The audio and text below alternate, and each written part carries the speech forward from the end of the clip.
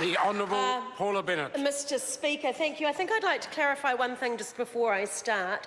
So, Stephen Joyce, on behalf of the Labor Party, apart from everything you're doing nothing. Okay, just because that's pretty much what it is. Apart from all of the interventions that you're implementing through the business growth agenda, apart from all of them, really, there's just nothing, and there's no diversification. It's as simple as that. Also, to the rest of New Zealand, on behalf of the Labor Party, regions are completely broken. It's all going to hell in a handbasket. It is absolutely terrible out there. It's absolutely true, yells the opposition. Absolutely true, yells the opposition. Well, I'd like to stand here and say that I am offended on behalf of those that live in the regions, that are working hard, that are innovative, that are employing people, that are getting jobs themselves and are getting ahead. I will tell you what, I'll be offended on behalf pretty much the entire South Island, who has an unemployment rate of 3.6% compared to the national figure of 5.8%. I say Southland, who has an 11% growth rate, how they feel about it. Let's go to the Waikato, or let's go to Marlborough. Waikato, both who have 10% growth rates when you actually start looking around it and see where they are. The Bay of Plenty, Tauranga, boy, that Tauranga is doing appallingly, isn't it, with its growth rates and the kiwi fruit that are coming back on and how fantastically it's going. My colleagues sitting behind me, the wine industry, oh yeah, wouldn't know much about that, wouldn't want to talk too much about how fantastically the wine industry is actually going on in this country. It doesn't go well for that story to talk about how actually the regions are doing so poorly when the reality for so many of them, and I just spent the last couple of days with the local government conference with mayors throughout the country, and they are the ones who have good stories when you start talking to them about the growth that's happening. Well, they actually do. They live in the regions. They're the ones that are living it every day and going there.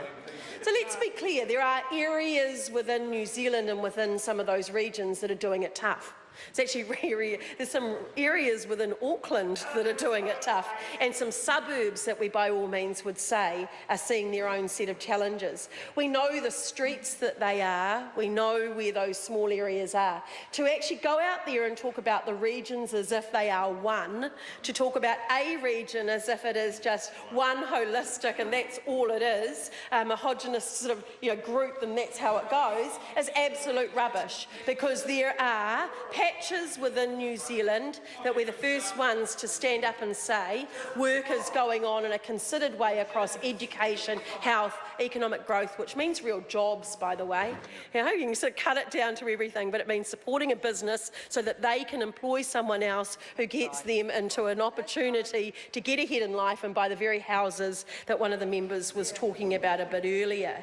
It is about supporting those areas of growth, but also those that can get into their own small businesses. And tourism is one that's particularly close to my heart, having that portfolio. $8.3 billion spent in the last 12 months within tourism, and over half of that going outside of the 3 main cities. So over half of that actually being spent throughout New Zealand.